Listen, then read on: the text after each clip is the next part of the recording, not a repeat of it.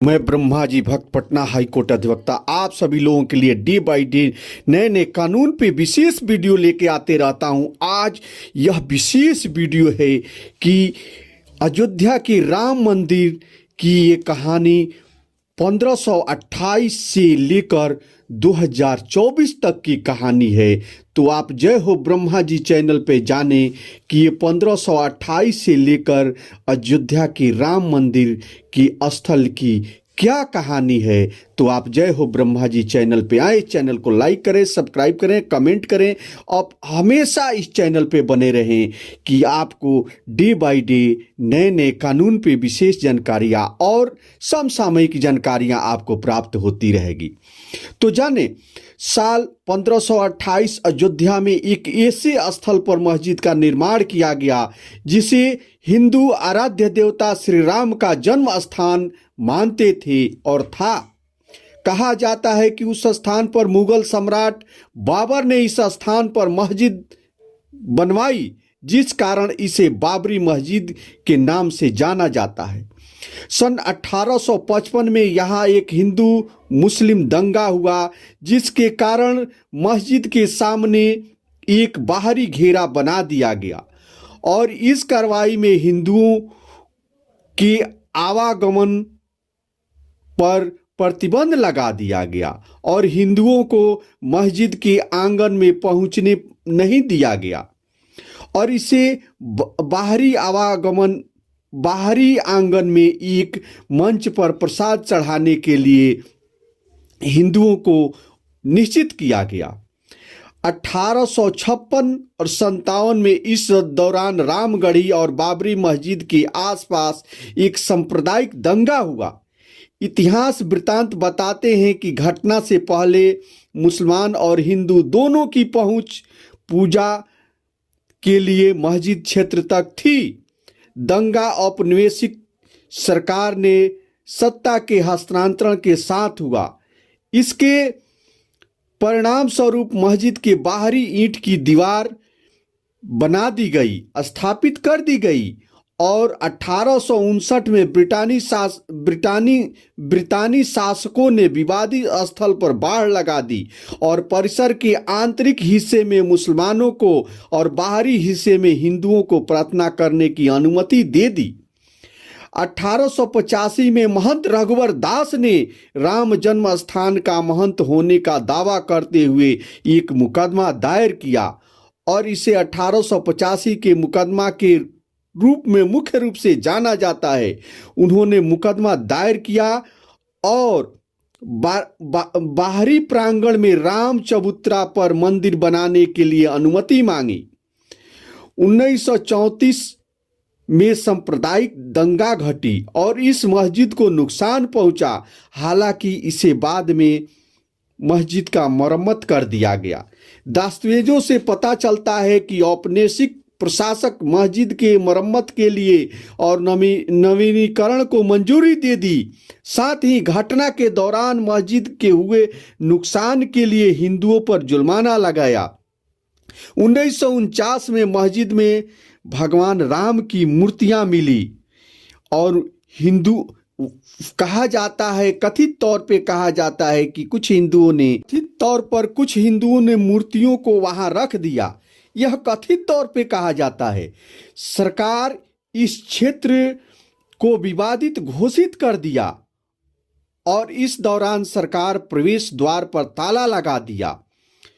16 दिसंबर 1949 को के नैयर ने उत्तर प्रदेश के गृह सचिव गोविंद नारायण को बाबरी मस्जिद स्थल पर एक ऐतिहासिक मंदिर के बारे में सूचित किया। बाद में के नैयर भारतीय जनसंघ के उम्मीदवार के रूप में लोकसभा सदस्य बने। 1984 में कुछ हिंदुओं ने विश्व हिंदू परिषद के नेतृत्व में भगवान राम के जन्म स्थल को मुक्त करने और वहां राम मंदिर बनाने का निर्माण करने के लिए समिति का गठन किया। बाद में इस समिति के अभियान का नेतृत्व भारतीय जनता पार्टी के लाल कृष्ण आडवाणी ने संभाल लिया। पहली रथ यात्रा साल 1984 में बिहार के सीतामढ़ी से शुरू हुई और अक्टूबर में अयोध्या पहुंची। 1986 में जिला मजिस्ट्रेट ने विवादित स्थल पर हिंदुओं को पूजा करने के लिए दरवाजे पर लगे ताला को खोलने का आदेश दिया। मुसलमान इसके विरोध में बाबरी मस्जिद संघर्ष समिति का गठन किया और साल 1989 में विश्व हिंदू परिषद ने मंदिर बनाने का अभियान तेज किया और विवादित स्थल के नजदीक राम मंदिर का शिलान्यास किया तथा साथ ही साल 1990 में हिंदू परिषद के कार्यकर्ताओं ने बाबरी मस्जिद का कुछ नुकसान पहुंचाया। तत्कालीन प्रधानमंत्री चंद्रशेखर ने इसे वार्ता के जरिए ये सुलझाने का प्रयास किया, लेकिन अगले वर्ष वार्ता विफल हो गई। लाल कृष्ण आडवाणी ने आंदोलन के समर्थन को बढ़ाने के मकसद से गुजरात के सोमनाथ से अयोध्या तक रथ यात्रा शुरू की। इस बीच सांप्रदायिक दंगे भड़के। 1992 में विश्व हिंदू परिषद, शिवसेना और भारतीय जनता पार्टी बजरंग दल के कार्यकर्ताओं ने 6 दिसंबर को बाबरी मस्जिद को ध्वस्त कर दिया और इसके परिणाम स्वरूप देश भर में सांप्रदायिक दंगे भड़के। दंगों में 2000 से ज्यादा लोग मारे गए। 1993 में पीवी नरसिम्हा राव सरकार ने लगभग 68 एकड़ भूमि अधिग्रहित करने का एक अध्यादेश जारी किया। बाद में इसे कानून के रूप में पारित किया गया। फरवरी 2002 को भारतीय जनता पार्टी ने अपने घोषणा पत्र में राम मंदिर के मुद्दे को शामिल करने से इनकार कर दिया। विश्व हिंदू परिषद ने 15 मार्च से राम मंदिर निर्माण कार्य शुरू करने की घोषणा कर दी। 13 मार्च 2002 को सर्वोच्च न्यायालय ने अपने फैसले में कहा कि अयोध्या में यथास्थिति बरकरार रखी जाएगी और किसी को भी सरकार के द्वारा अधिग्रहित भूमि पर शिला पूजन की अनुमति नहीं होगी। तब केंद्र सरकार ने कहा कि अदालत के फैसले का अनुपालन किया जाएगा। साल अप्रैल 2003 में इलाहाबाद हाई कोर्ट के निर्देश पर पुरातात्विक सर्वेक्षण विभाग ने विवादित स्थल की खुदाई शुरू की। जून महीने तक खुदाई चले और उस रिपोर्ट में कहा गया कि उसमें मंदिर से मिलते जुलते अवशेष मिले हैं। सीबीआई ने मई 2000 में 1992 के बाबरी मस्जिद गिराए जाने के मामले में तत्कालीन उप प्रधानमंत्री श्री लाल कृष्ण आडवाणी समेत 8 लोगों के खिलाफ पूरक आरोप पत्र दाखिल किए। अगस्त 2003 में भाजपा नेता और प्रधानमंत्री अटल बिहारी वाजपेयी और उप प्रधानमंत्री लाल कृष्ण आडवाणी ने राम मंदिर निर्माण के लिए एक विशेष विधेयक लाने विश्व हिंदू परिषद के अनुरोध को अस्वीकार कर दिया। अप्रैल 2004 में आडवाणी ने अयोध्या में अस्थायी राम मंदिर में पूजा की और कहा कि मंदिर का निर्माण जरूर किया जाएगा।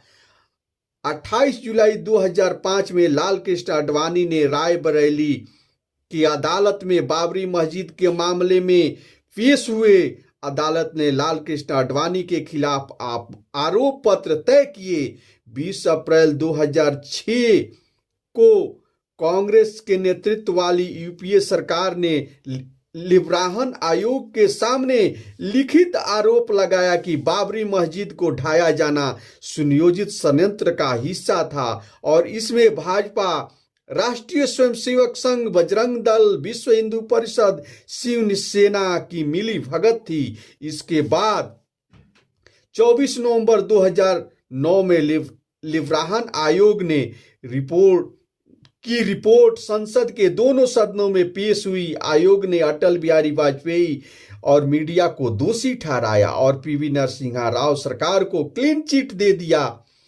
30 सितंबर 2010 को इलाहाबाद हाई कोर्ट के लखनऊ खंडपीठ ने अयोध्या में विवादित जमीन को 3 हिस्से में बांट दिया। सुन्नी वक्फ बोर्ड, निर्मोही अखाड़ा और रामलला विराजमान को मुस्लिम और हिंदूवादियों के बीच 2:2 के अनुपात में 1/3 भूमि आवंटित की गई। 21 मार्च 2017 को मुख्य न्यायाधीश खीहर ने सभी पक्षों को अदालत से बाहर सुलझाने का समाधान दिया। 2019 में ही विवादित जमीन को सुप्रीम कोर्ट ने रामलला को सौंपने का आदेश दिया। वहीं सुन्नी वक्फ बोर्ड को मस्जिद बनाने के लिए 5 एकड़ जमीन आवंटित की और साल 2020 में 5 अगस्त को राम मंदिर निर्माण के लिए भूमि पूजन का कार्यक्रम रखा गया। आज 22 जनवरी 2024 को अयोध्या में नए राम मंदिर का उद्घाटन होगा। जय श्री राम, जय श्री राम, जय भारत, जय श्री राम।